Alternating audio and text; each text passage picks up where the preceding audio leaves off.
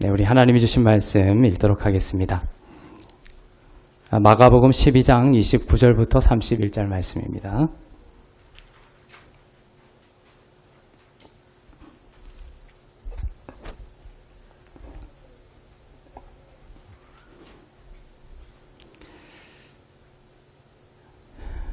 네, 우리 한 목소리로 읽도록 하겠습니다. 시작.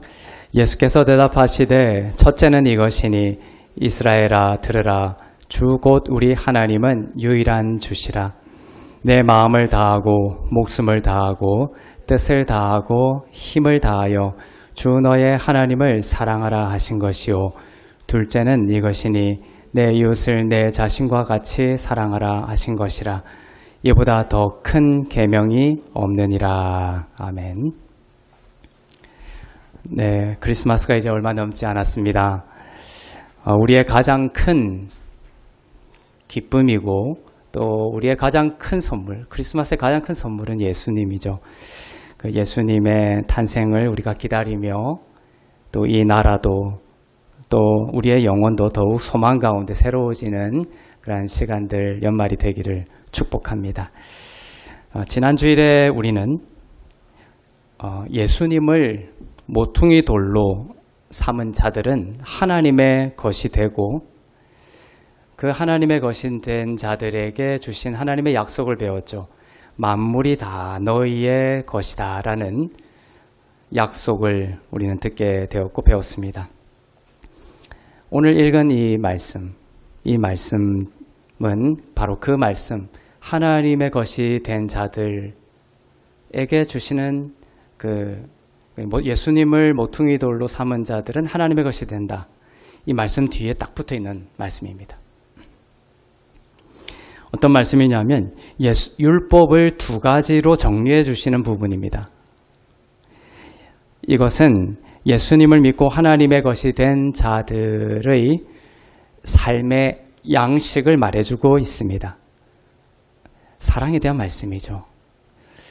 기독교, 예수님, 이걸 정말 한 단어로 얘기하면 사랑이라고 볼 수가 있습니다. 사랑이 없는 기독교, 무엇일까요? 그래서 하나님의 것이 되었다 예수님을 통해서 너희들은 그렇게 하시고서 이 사랑의 계명을 붙여놓고 계십니다. 사랑에 대한 말씀이죠. 그런데 이 사랑에 대해서 또 우리에게 아주 풀어서 너무나 아름답게 말씀하고 계신 장이 있죠. 고린도전서 13장인데요. 그 중에 고린도전서 13장 3절을 한번 읽어보도록 하겠습니다.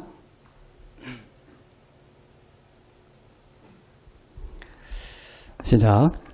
내가 내게 있는 모든 것으로 구제하고 또 내 몸을 불사르게 내줄지라도 사랑이 없으면 내게 아무 유익이 없느니라.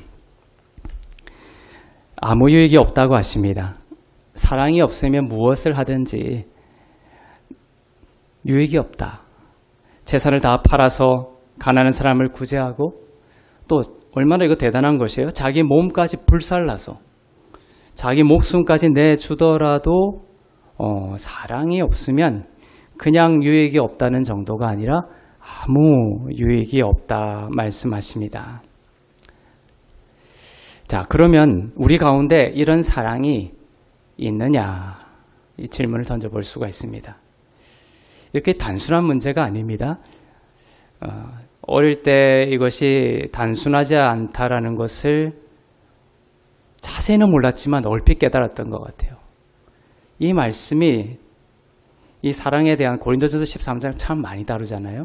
이 말씀이 내 안에 들어와서 제 영혼을 참으로 휘저었던 것 같아요.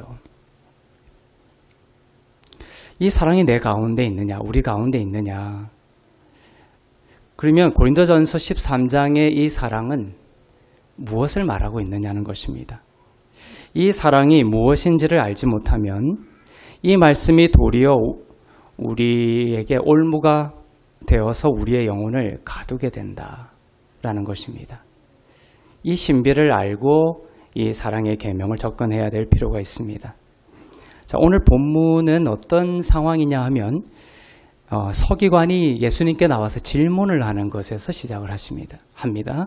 예수님이 율법은 두 가지로 축약하면 이것이야 이렇게 먼저 말씀하신 게 아니라 예수님을 쓰러뜨리려고 고발하려고 서기관이 나와서 예수님에게 그런 나쁜 의도로 악한 동기로 질문하는 데서 이것이 시작이 되고 있습니다. 서기관은 율법에 아주 능통한 사람이었어요. 율법에 대해서 잘 알고 있었고 또 율법을 지키려고 노력하는 서기관이 예수님께 나와서 계명에 대해서 묻고 있습니다. 무엇이라고 물었냐 하면은 모든 계명 중에 첫째가 무엇이냐 이렇게 물었습니다. 구약의 그 모든 계명 율법들 중에 첫째가 무엇이냐. 그런데 마태복음 22장에 보면 마태복음 22장에는 같은 사건을 다룬 병행 구절이 나옵니다. 그런데 그 마태복음 22장에서는 서기관이라고 되어 있지 않고 율법사다 되어 있습니다. 율법사가 예수님을 시험하려고 율법에서 가장 큰 계명이 무엇이냐고 묻고 있습니다. 자, 예수님에게 무엇을 이 질문을 통해서 예수님을 시험하려고 했던 거예요. 무엇을 시험하려고 했냐 하면은 예수님을 신성모독으로 잡아넣으려고 한 것입니다. 신성모독으로. 예수님이 평소에 자신을 그리스도라고 하셨고 또한 예수님이 평소에 자신을 하나님이다 이렇게 하셨기 때문에 이 질문을 통해서 신성모독을 제목으로 하여 명확하게 예수님을 잡아넣으려고 했던 것입니다.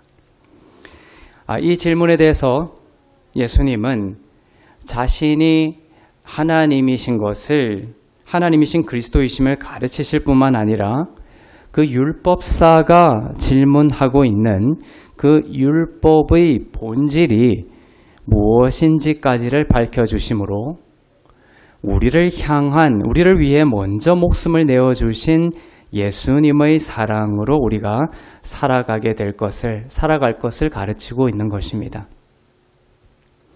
율법사가 물었습니다. 계명 중에서 무엇이 가장 크냐? 여러분들 구약을 읽을 때 거기 많은 율법들이 나옵니다. 우리도 그렇게 궁금할 때가 있을 것입니다. 감사하게도 서기관 율법사가 질문을 대신해 줬네요.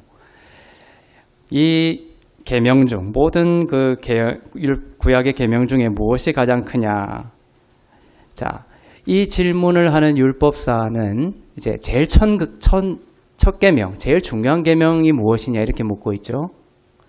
아마 이 율법사는 무엇을 염두에 두고 있었냐 하면은 10계명 중에서도 제일 첫 계명, 그 중에서 10계명 중에서도 제일 처음 나오는 그 계명이 제일 큰 계명이다 이렇게 생각하고 질문을 하고 있겠죠. 그래서 예수님을 시험하려고 이 질문을 던진 것입니다. 왜냐하면 신성모독으로 잡아넣으려고요. 10계명의 가장 큰 제일 첫 번째 계명이 무엇입니까? 제일 큰 계명이 나와 있습니다. 출애굽기 20장 3절을 보겠습니다.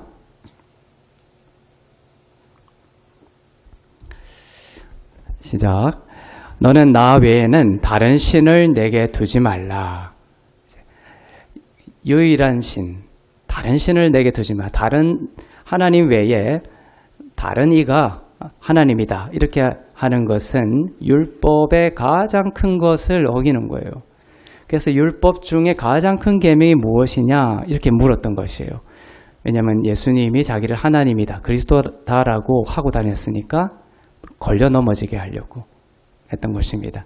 자, 지금 보았듯이 율법의 표면적인 외연적인 첫 번째 계명이 이것이죠. 유일하신 하나님 외에 다른 신을 두지 말라.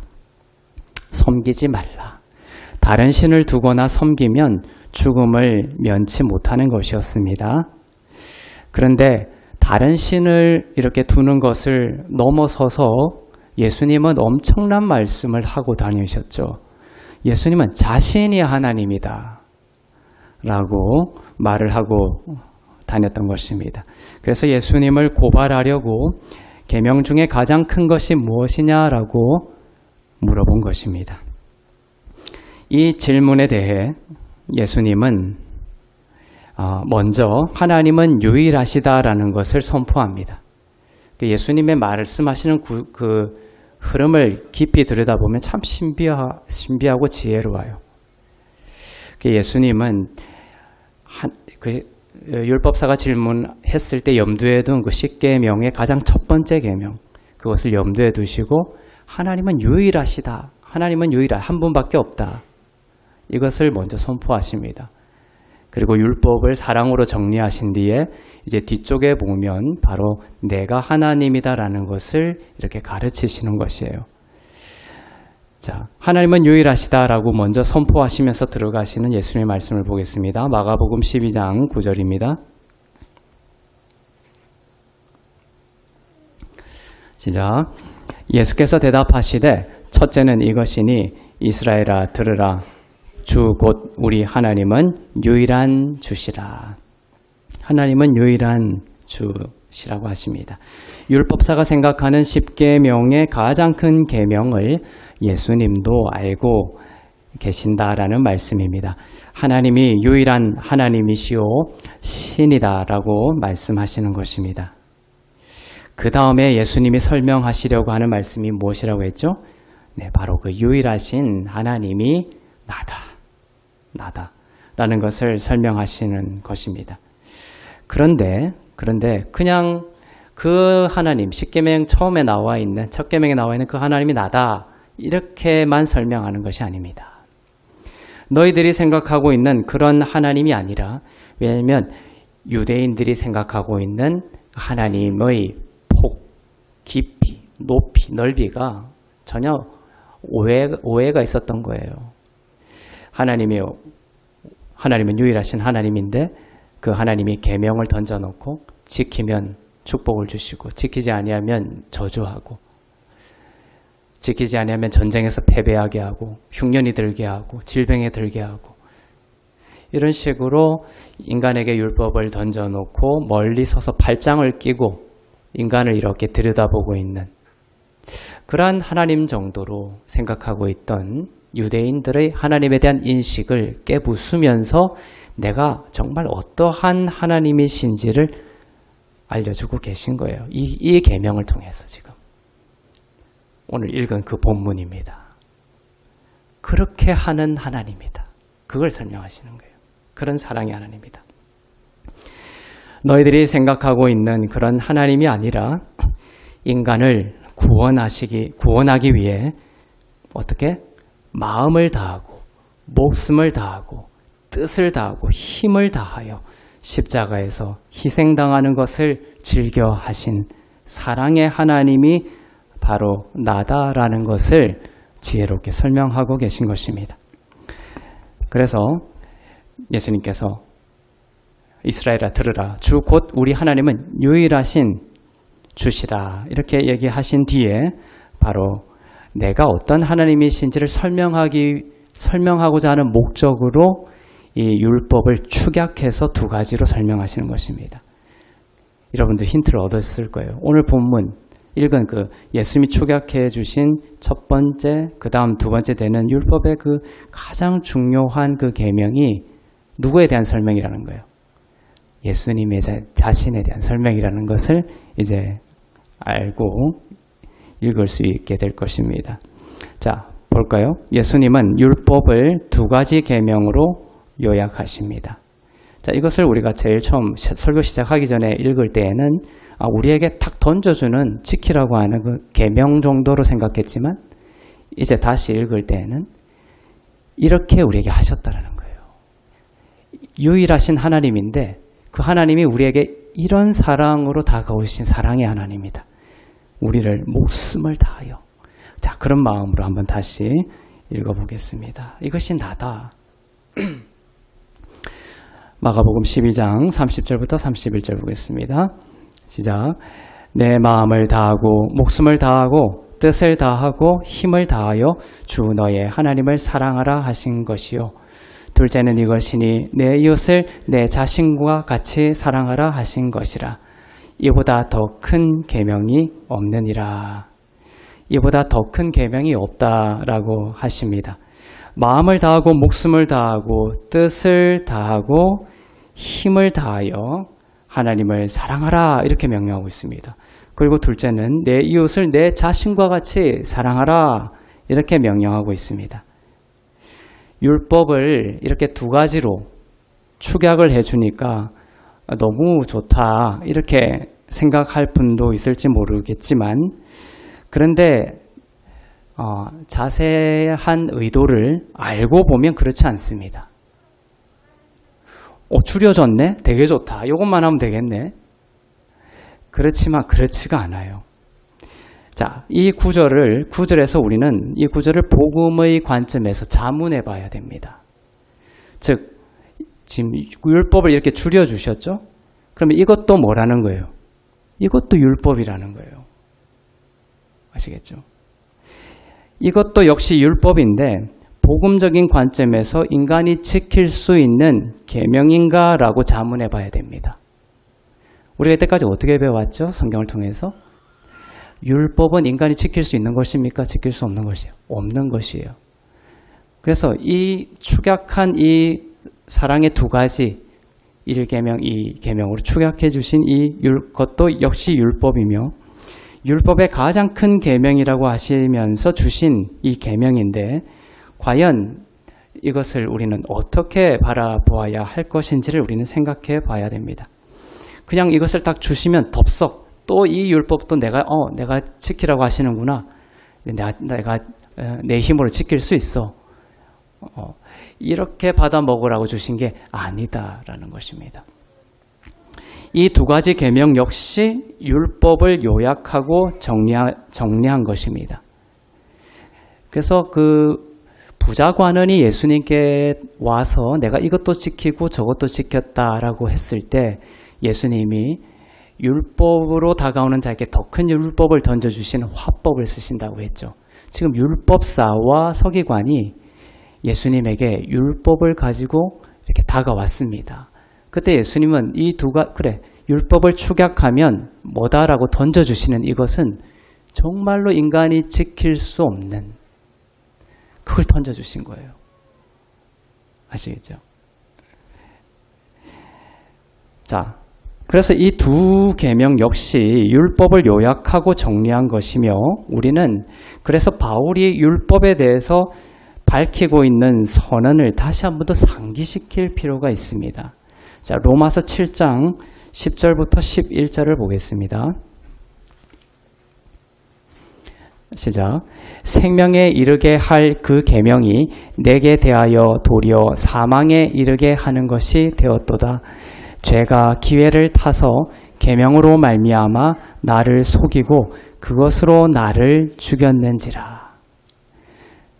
자, 오늘 이 본문에 밝혀주신 이 사랑의 계명이 어떻게 되는 거예요? 본질적으로 우리를 죽인다라는 것입니다.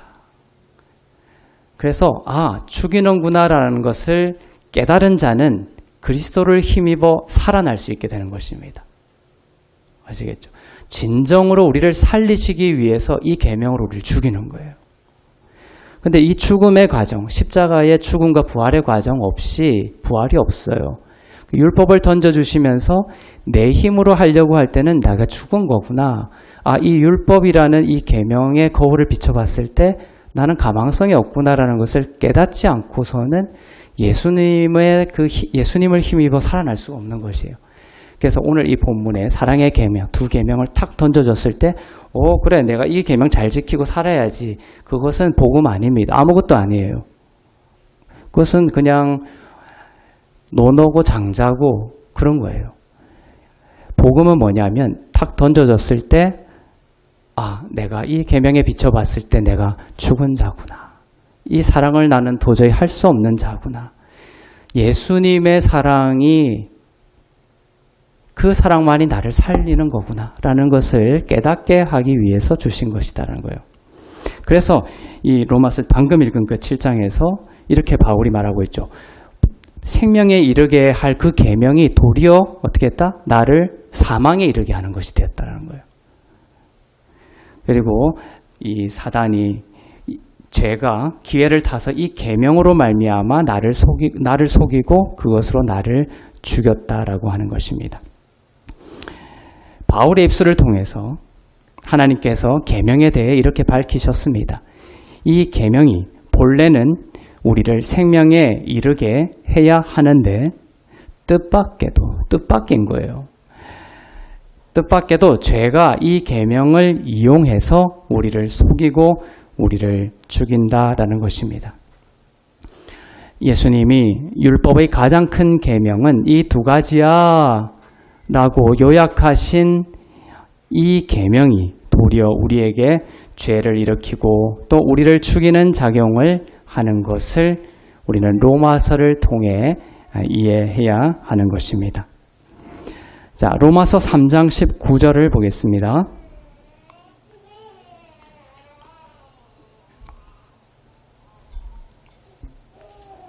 네, 시작. 우리가 알거니와 무릇 율법이 말하는 바는 율법 아래에 있는 자들에게 말하는 것이니 이는 모든 입을 막고 온 세상으로 하나님의 심판 아래에 있게 하려 함이라. 그래서 내 마음을 다하고 힘을 다하고 뜻을 다하고 온 마음을 다하여 하나님을 사랑하라. 그리고 내 이웃을 내 몸과 같이 사랑하라. 율법을 요약한 이 계명을 통해서 말씀하시려고 하는 게 뭐라고요? 심판 아래 있다 너가. 온 세상이 이 계명을 지키지 못하는 상황 가운데 있다라는 것을 가르쳐 주시는 거예요. 율법은 모든 입을 막고 온 세상으로 하나님의 심판 아래에 있게 하려는 것입니다. 저는 뉴스에서 그런 인터뷰를 본 적이 있어요. 저쪽에서 불이 났어요. 그래서 한 사람이 막 달려갑니다.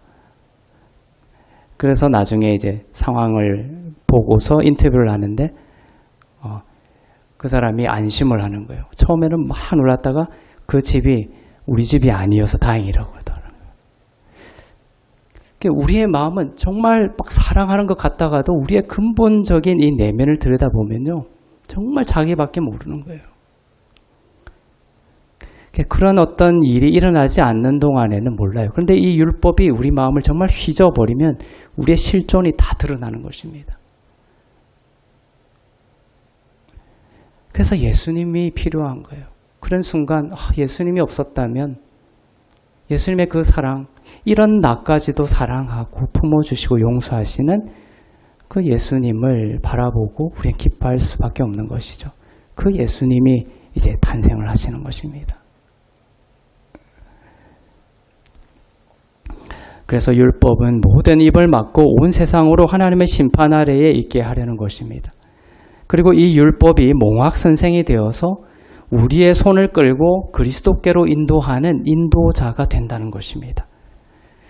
즉 예수님이 말씀하신 율법의 가장 큰 두 계명은 우리에게 먼저 이것을 고발하고 있습니다. 즉 너희는 마음을 다하고 목숨을 다하고 뜻을 다하고 힘을 다하여 하나님을 사랑하지 못하여 심판 아래에 있다. 이것을 깨달아라. 먼저.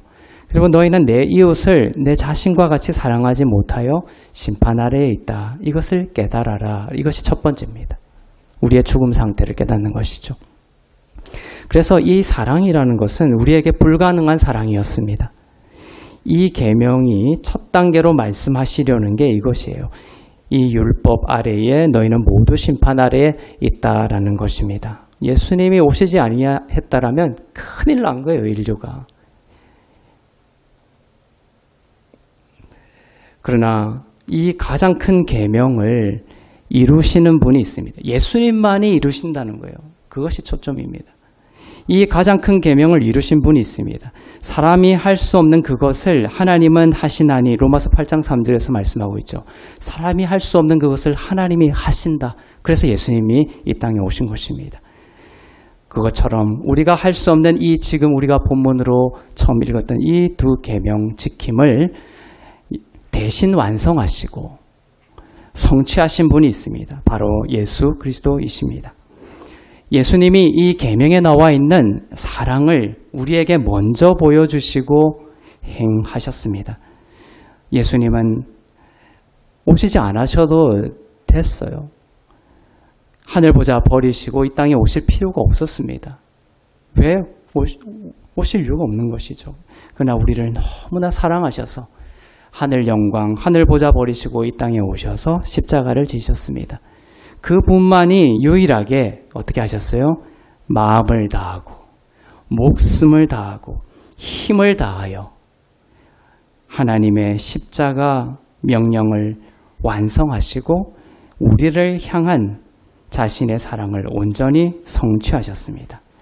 예수님은 이처럼 가장 큰 계명을 성취하심으로 마치시고 그 결과로 우리들은 이 율법과 계명을 지킨 자처럼 여겨주시는 의로움의 복을 받게 된 것입니다. 로마서 10장 4절입니다. 시작. 그리스도는 모든 믿는 자에게 의를 이루기 위하여 율법의 마침이 되시니라. 우리를 의롭게 하시기 위해 예수님은 이 사랑을 먼저 보여주셨습니다. 이 사랑이 먼저여야 합니다. 우리에게는 없었어요. 그래서 사람들이 흔히 생각하는 것은 그거죠. 하나님이 이 땅에 딱 오셨어요. 사람들이 어떻게 사랑하나 이렇게 딱 보시고 사랑 많이 하는 사람에게는 또 많은 축복을 주시고 덜 하는 사람에게는 또 더 적게 주시고 이런 게 아닙니다. 주님이 오시기 전에 이 땅의 상태는 뭐였냐면 전부 이 사랑을 하지 못하여 어둠 가운데 갇혀있는 상황이에요. 그래서 이 사랑, 주님이 주신 이 계명을 유일하게 보여주신 그 사랑이 먼저 있게 된 것입니다. 먼저 이 사랑을 우리에게 보여주셨어요. 주님이 이 사랑을 먼저 보여주시기 전에 인간에게서 이러한 사랑이 나온 적은 단 한 번도 없었습니다. 다 자기의 어떤 누군가를 위해서 내 목숨을 바칠 동안에 바치는 그 순간도 인간은 어두운 동기로 그걸 그렇게 하는 거예요. 다른 동기로 나의 명예를 위해서 또 다른 이가 아니라 나의 어떤 이기적인 것을 위해서 그렇게 나의 목숨을 바치는 것이 인간입니다. 그러나 이 사랑, 예수님의 사랑은 정말 완전하고 순수하고 정말 우리만을 위해서 주신 사랑이죠. 그래서 이 사랑이 먼저였습니다. 그리고 먼저 이 사랑이 있어야만 하는 것입니다. 결코 우리가 먼저 이 사랑을 하나님과 이웃에게 행할 수 없는 것을 하나님은 아셨습니다. 예수님이 이 완전한 사랑을 우리에게 보이시고 행하시고 우리가 그 사랑을 바라보고 믿을 때 우리의 존재가 변화되게 되고 하나님의 것이 되고 이제 이 사랑을 할 수 있는 성령의 능력을 부여받게 되는 것입니다. 이런 구도를 가지고 있는 게 던져줬을 때 할 수 없다. 할 수 없는 자들을 몽학 선생처럼 예수께 이끌어드리고 예수님이 나를 위해서 대신 이것을 하셨구나. 주님만을 바라볼 때 성령께서 이제 우리 안에서 이 사랑을 할 수 있도록 친히 일하심으로 우리에게 능력을 주신다는 거예요. 이런 구도입니다. 성경은 분명하게 밝힙니다. 이 사랑은 그분의 먼저 하신 사랑으로 시작되었다라는 것을요. 요한일서 4장 10절입니다. 너무나 귀한 말씀이죠. 사랑은 여기 있으니 이렇게 시작합니다. 그러면서 우리의 사랑에 대해서 얘기하지 않아요. 그래서 예수님의 먼저 하신 그 사랑을 이야기하십니다. 우리가 이 사랑을 바라보지 않고 내 힘으로 자꾸 사랑하려고 하면 절대 되지 않습니다. 그래서 이 사랑을 우리가 바라봐야 된다. 자, 사랑은 여기 있다. 자, 10절 시작. 사랑은 여기 있으니 우리가 하나님을 사랑한 것이 아니요 하나님이 우리를 사랑하사 우리 죄를 속하기 위하여 화목 제물로 그 아들을 보내셨습니다. 사랑의 본질은 우리 죄를 용서하기 위해 속하기 위해 하나님의 아들을 희생시킨 하나님의 사랑입니다. 그리고 사랑의 순서는요, 이 사랑을 하나님이 먼저 우리에게 보여주셨다라는 것입니다. 우리가 잘했을 때, 예수님을 믿었을 때, 하나님을 알았을 때가 아니라 우리가 하나님을 알지 못했을 때, 우리가 아직 죄인 되었을 때에 하나님께서 우리를 위하여 자기 아들을 보내심으로 우리에 대한 하나님의 사랑을 확증하셨죠.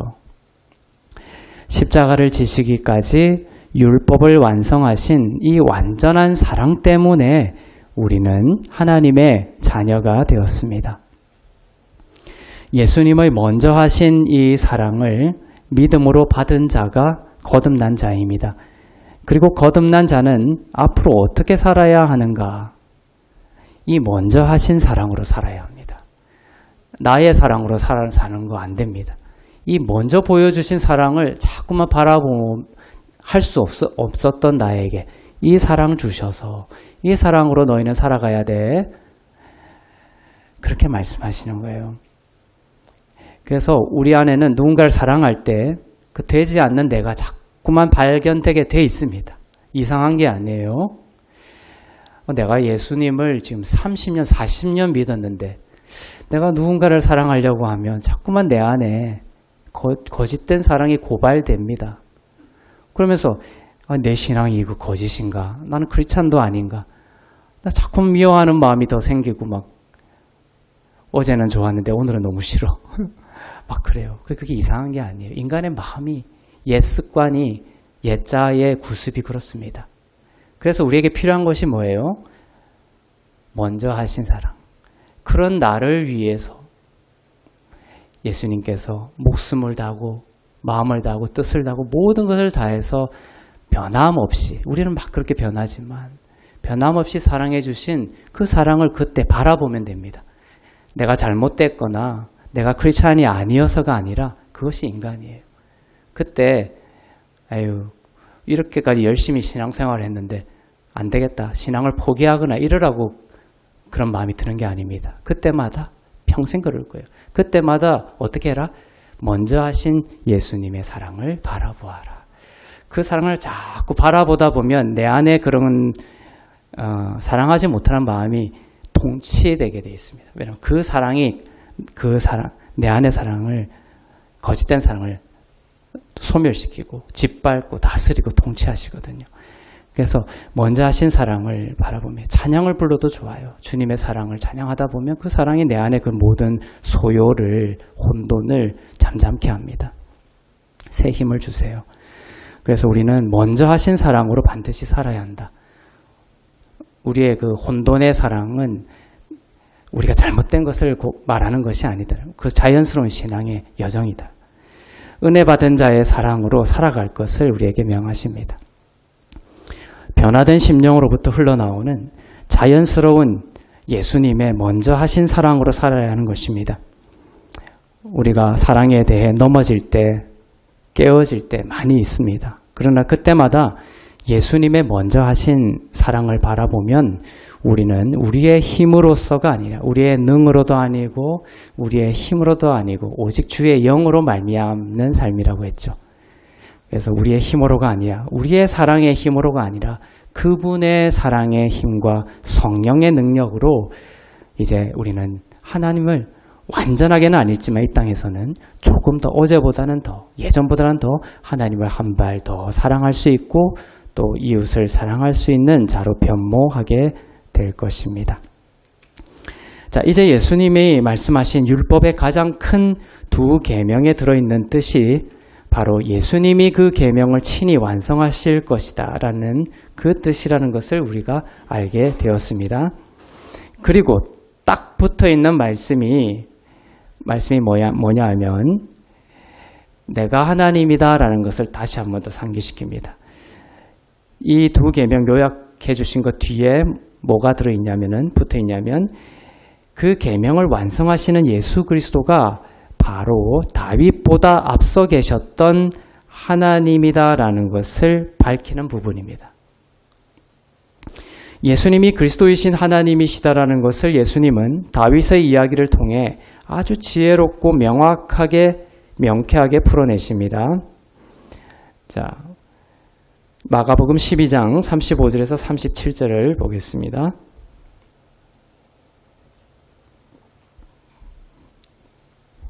시작. 예수께서 성전에서 가르치실 때 대답하여 이르시되 어찌하여 서기관들이 그리스도를 다윗의 자손이라 하느냐. 다윗이 성령에 감동되어 친히 말하되 주께서 내 주께 이르시되 내가 내 원수를 내 발 아래에 둘 때까지 내 우편에 앉았으라 하셨도다 하였느니라. 어찌 그의 자손이 되겠느냐 하시니 많은 사람이 즐겁게 듣더라. 아멘. 자, 이것은 무슨 말씀이냐면요. 자, 유대인들에게 다윗은 정말 대단한 사람이에요. 왕 중의 왕입니다. 유대인들에게 아브라함과 다윗은 거의 신은 아니지만 신적인 존재. 이 다윗의 얘기를 예수님이 일부러 가지고 오시는 거예요. 그 다윗이 한 말을 가지고 예수님의 하나님 되심을, 그리스도 되심을 증명하고 계시는 논법을 쓰시는 거예요. 다윗이 한 말이니까. 그죠? 그래서 이 다윗은 아브라함과 함께 가장 위대한 이스라엘의 영웅이었습니다. 그래서 다윗이 지은 모든 시편을 외우고 새기고 묵상하며 살고 있습니다. 유대인들은 다윗의 말이라면 철저하게 믿고 신뢰하고 있죠. 그 다윗이 한 말을 인용해서 예수님은 자신이 하나님이신 그리스도이심을 밝히십니다.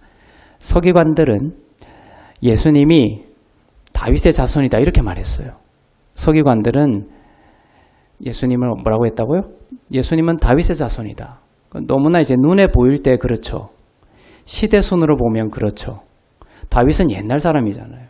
그런데 이미 예전에 있었던 사람이고 지금 예수님은 지금 눈앞에 있죠. 한참 시간이 흘러서 예수님은 1000년 이상을 지나서 지금 자기들 서기관들 눈앞에 있습니다. 그러니까 그냥 당연한 말처럼 보이죠.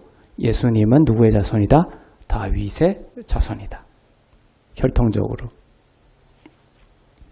그렇게 말할 수는 있겠죠. 그러나 예수님은 다윗의 말을 인용하셔서 이 말을, 이 신념과 믿음을 뒤집습니다.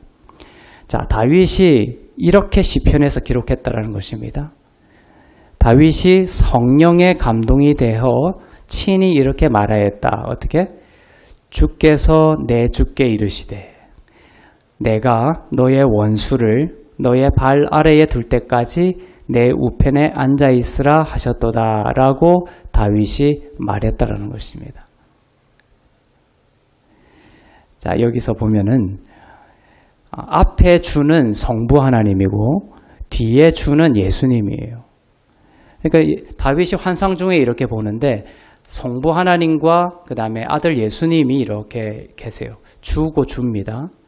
그래서 주께서 내 주께 이르신 거예요. 그러니까 성부 하나님이 아들 예수님에게 말씀하시는 것을 다윗이 보고 지금 기록했다는 것이에요.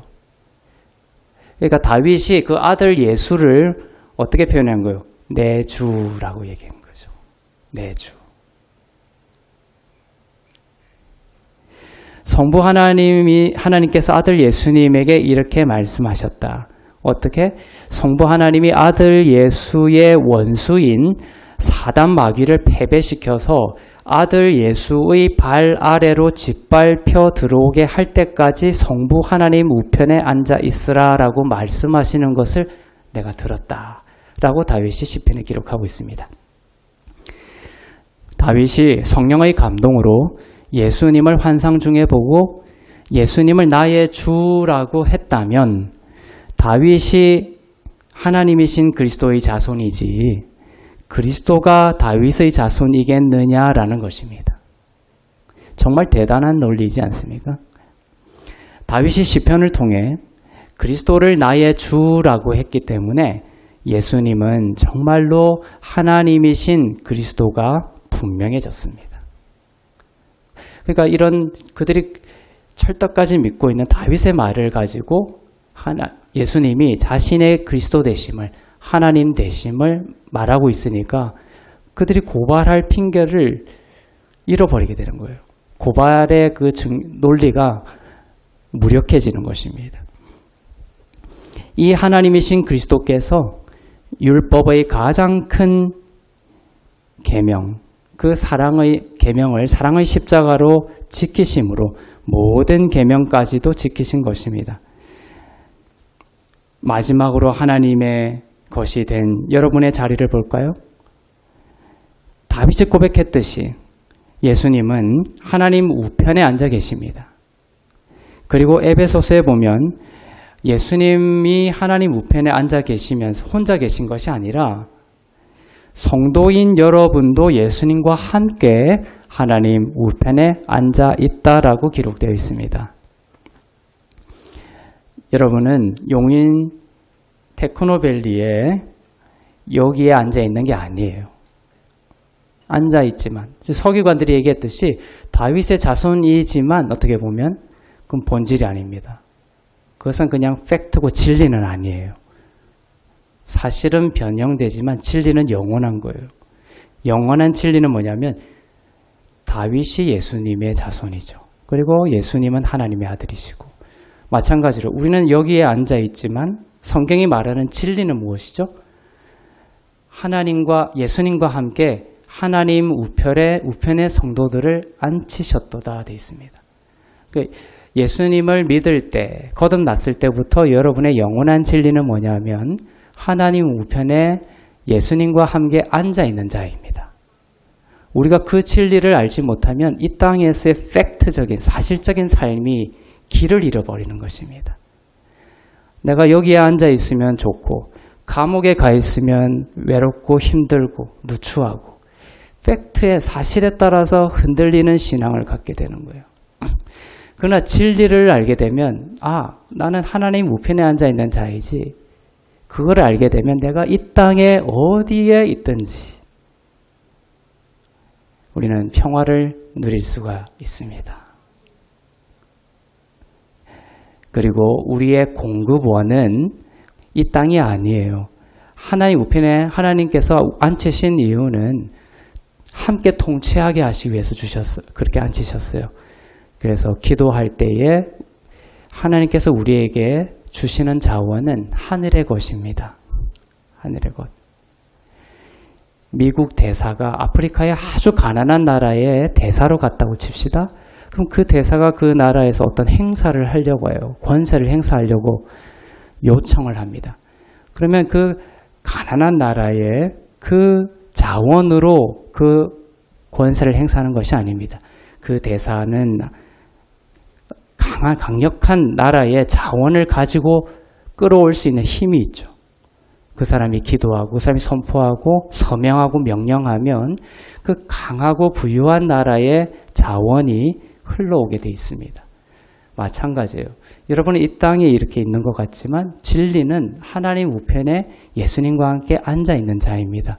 그 믿음을 가지고 예수의 이름으로 기도하면 여러분은 하나님의 하늘의 자원으로, 하늘의 은사로 하나님 안에 있는, 예수님 안에 있는 모든 생명을 가지고 이 땅을 살아갈 수 있는 하나님의 것이 된 자들임을 믿습니다. 앉아있으라 이렇게 되어 있죠. 앉아있을 때 원수가 발밑으로 패배하여 들어오고 있음을 기록하고 있습니다. 하나님이 예수님에게 내 옆에 서 있으라 이렇게 말씀 안 하셨어요.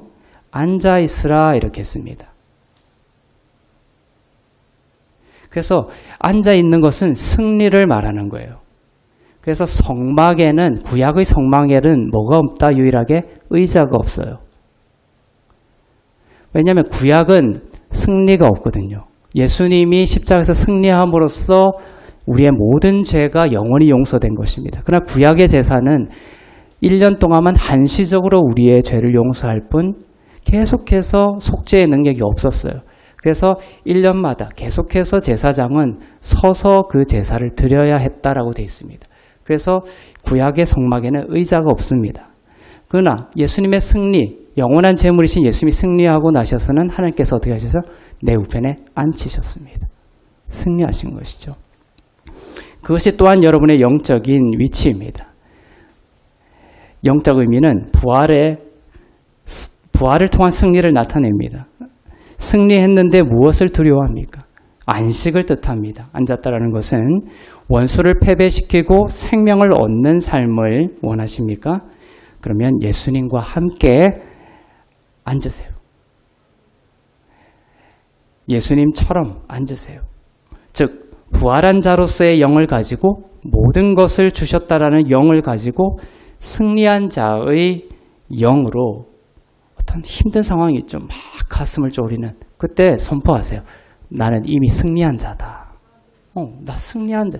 계속 나는 패배한 자이고 승리는 없다라고 생각하니까 자꾸 힘든 거죠. 그때 하나님께서 나를 예수와 함께 앉히셨구나. 나는 승리한 자이구나.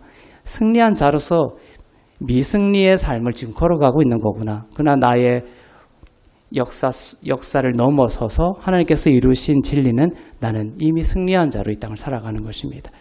승리한 자의 영으로 기도하고 선포하고 안식하시기를 바랍니다. 그러면 하나님께서 일어나셔서 우리가 앉으면 하나님이 일어나십니다. 우리가 서서 우리가 하려고 하면 하나님은 앉으세요. 내 우편에 앉아 있으라. 그러면 발밑으로 어떻게 된다? 원수가 계속해서 패배하여 들어온다라고 기록되어 있습니다. 앉을수록 패배하여 들어옵니다. 우리가 서게 되면 하나님은 앉으시고 원수의 패배가 늦어지는 거죠. 그래서 하나님께서 일어나서 친히 일하실 수 있도록 우리는 예수님이 앉으신 것처럼 우리의 승리를 믿고 우리 예수님의 부활로 인해서 우리가 얼마나 놀라운 승리와 또 하나님의 놀라운 생명을 가진 자임을 알고 주님만을 믿고 하나님 우편에 앉아 예수님과 함께 통치하는 자로 살아가기를 선포합니다. 하나님께서 일어나셔서 여러분을 대신하여 모든 전쟁에서 싸우시고 많은 열매를 맺게 하실 것입니다. 기도하겠습니다.